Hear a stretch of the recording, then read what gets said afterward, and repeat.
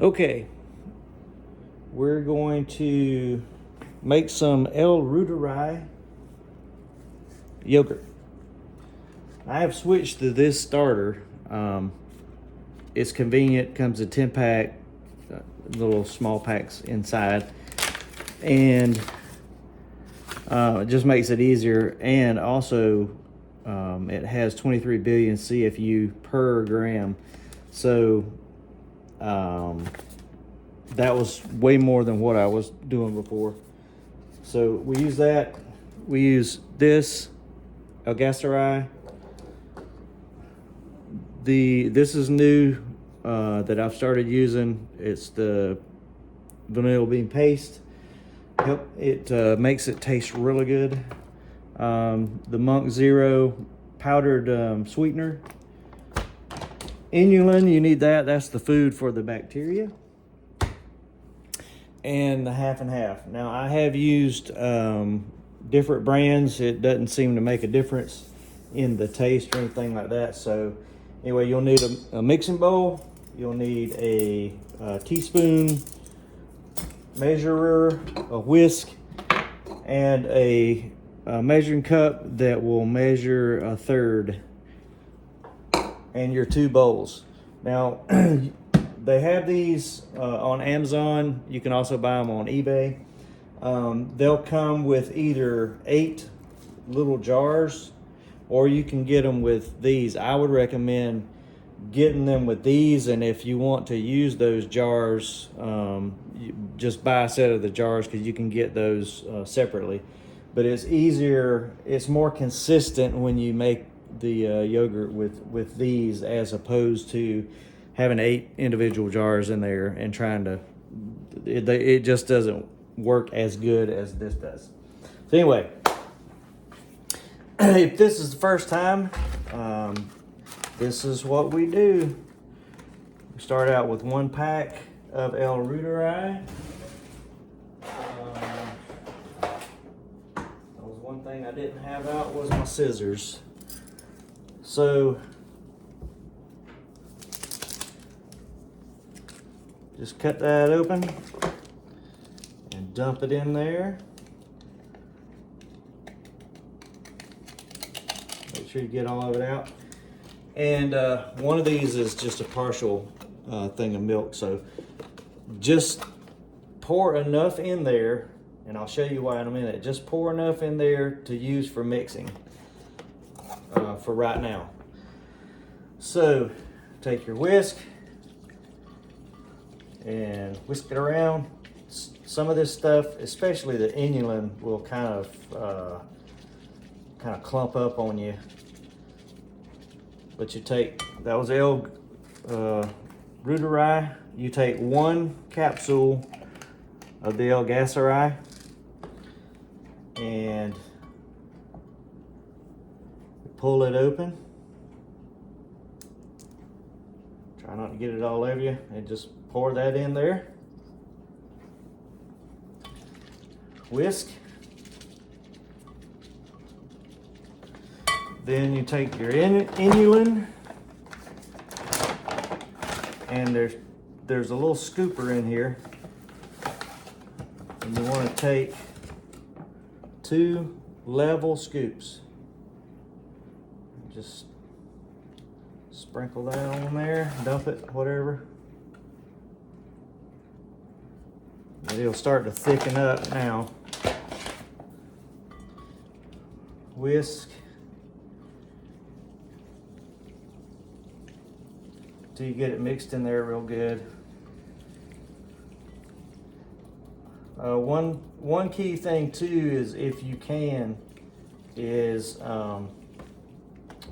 leave the milk out for maybe 15-20 minutes out of the refrigerator, and it just mixes better. Sometimes the inulin, if it's cold, if the milk's cold, it's hard for it to soak in. All right. So you want to use just a small amount of that at first, and the reason being is you want to use these to measure the amount of milk that you put in there. And hopefully you can see this. In my experience, you don't want to go above about an inch, right at an inch from the ledge. Because what happens is once it starts heating up, it expands like yeast.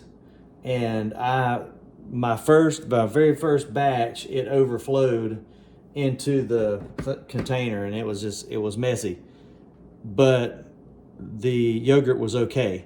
I just had a batch about 2 batches ago that I accidentally put just a little bit too high, and for some reason it did not come out as well at all. We actually threw it away. It smelled like clabbered baby milk, and I wasn't gonna eat it. So anyway, so go here, and now you're measuring out. And I just use 1 bowl to measure. I forgot to shake that one up. I like to shake it up just to.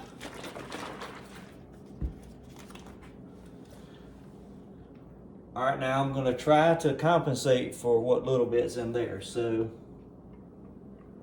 on this one, it's going to be a little bit lower. So that one's a little bit lower. So dump that in there. And then we go back for the second one. Now you'll have a little line of milk so you can kind of tell where you were. So we'll go, actually that worked out pretty good. It's gonna be a little bit lower, but it'll be all right. You don't use quite 2 of these normally, so I used 1 of those on a previous batch. So.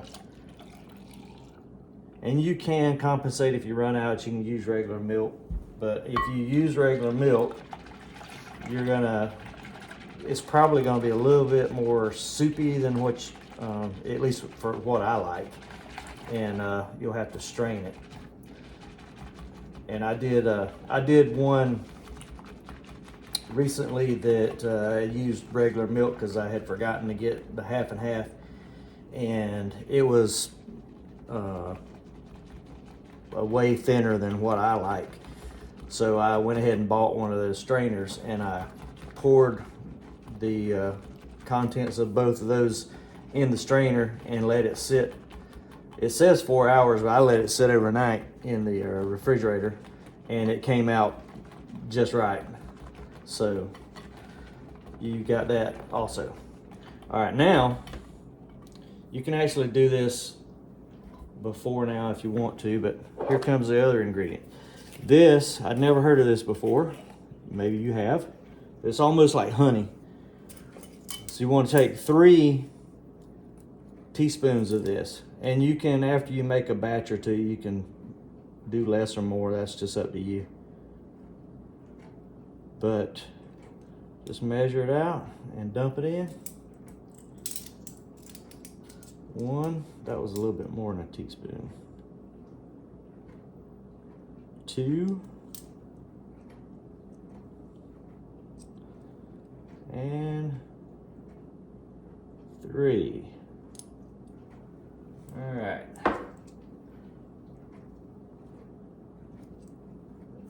My hands are clean, just in case you're wondering.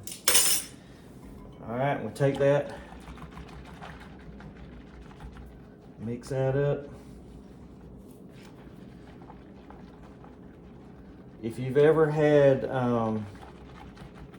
Chick-fil-A parfaits, or the parfaits like they sell at Publix, these last 2 ingredients will make it taste very similar to that.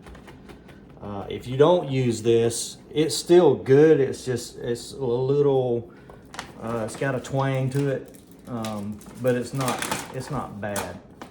This, you're going to use 1/3 cup.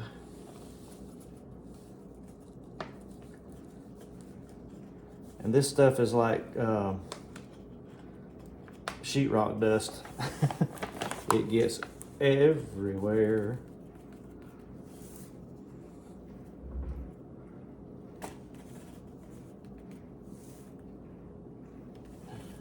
Come on.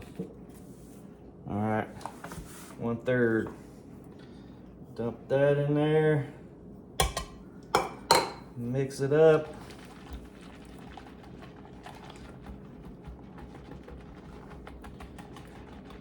You want to mix it up real good because you're going to divide this batch up. So you want to make sure that everything's mixed in well so that you get a fairly even disbursement of ingredients.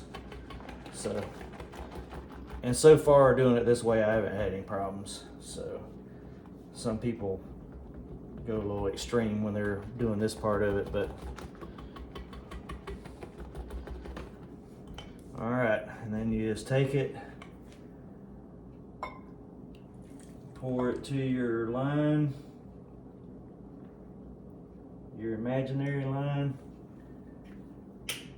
And because I'm a little short on this, I'm gonna try to get them as even as possible. I hope you can see this through the way I got the camera positioned.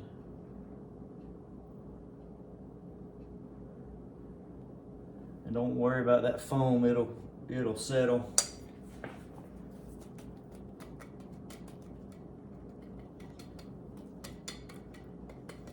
And you'll see a little bit of the vanilla bean, but it's pretty well distributed. All right, I want to wipe this one because I poured out of it. So then you just put your lid on and take your jars or your bowls and put them in your ultimate incubator.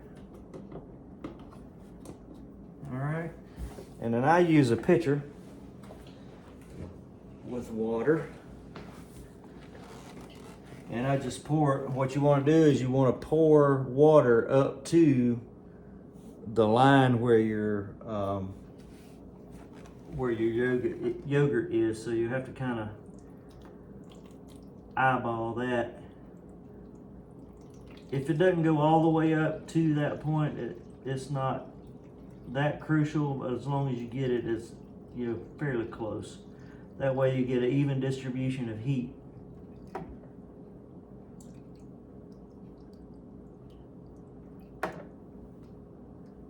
Almost there. All right.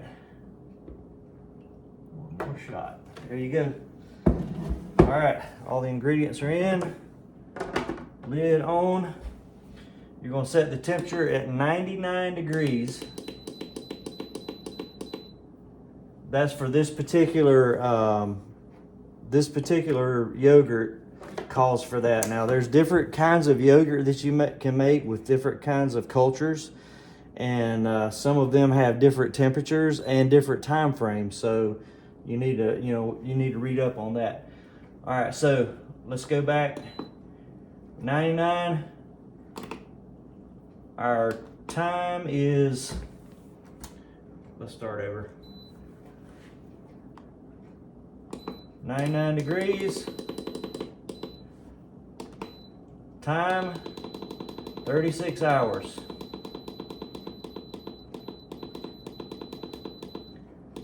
Oop, 36 hours. And there you go. Now you just let it do its thing. It's like I said, I've had the 2 bad batches out of probably, I've done about 10, and they were my fault. So it pretty much, if you do it correctly, it's easy. And I didn't time us, but it didn't take that long at all. All of these you can get on Amazon, and there'll be links for that in the video description. And that's all there is to it.